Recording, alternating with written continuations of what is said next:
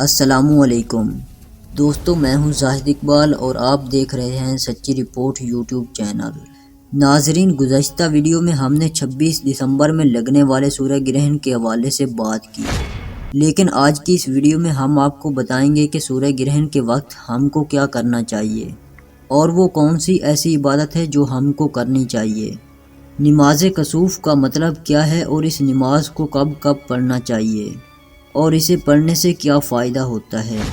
ناظرین، ویڈیو میں آگے بڑھتے ہیں اور آپ سے نہایت ادب سے گزارش ہے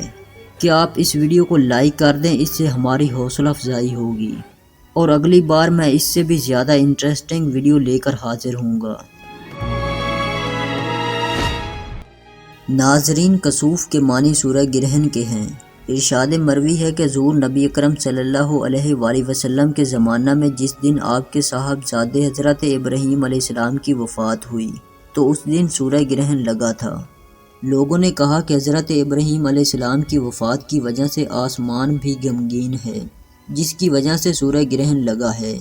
حضرت عائشہ رضی اللہ تعالی عنہ بیان کرتی ہیں کہ اس پر حضور نبی اکرم صلی اللہ علیہ وآلہ وسلم نے فرمایا کہ بے شک سورج اور چاند اللہ تعالیٰ کی نشانیوں میں سے دو نشانیاں ہیں، لیکن کسی کے مرنے جینے سے ان کو گرہن نہیں لگتا، پس جب تم ان نشانیوں کو دیکھو تو نماز پڑھو۔ ایک اور روایت میں ارشاد ہے کہ ایک بار سورہ گرہن ہوا تو نبی صلی اللہ علیہ وآلہ وسلم اس طرح گھبرائے ہوئے تھے جیسے کہ قیامت آ گئی ہو۔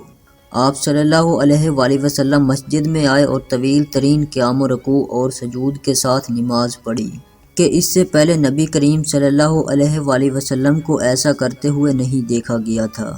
آپ صلی اللہ علیہ وآلہ وسلم نے فرمایا کہ یہ نشانیاں ہیں جو اللہ تعالیٰ انسانوں کے لیے ظاہر کرتا ہے اور ان سے کسی کی موت اور حیات کا کوئی واسطہ نہیں،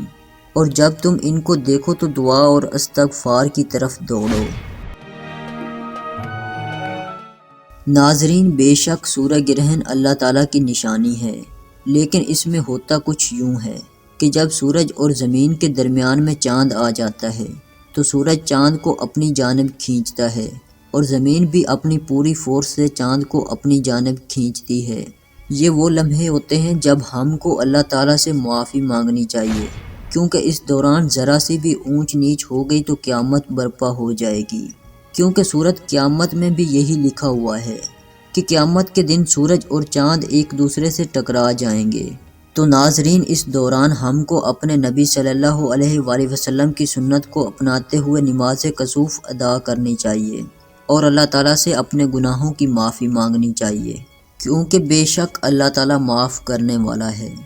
جی ہاں ناظرین، آپ کو یہ ویڈیو کیسا لگا اپنی رائے کومنٹس کے ذریعے ہم تک پہنچا سکتے ہیں۔ نیز آپ اس ویڈیو کو زیادہ سے زیادہ شیئر کر کے ہمارے پیارے نبی صلی اللہ علیہ وآلہ وسلم کی سنت کو دوسروں تک پہنچا کر نماز کسوف کے بارے میں آگاہ کیجیے گا۔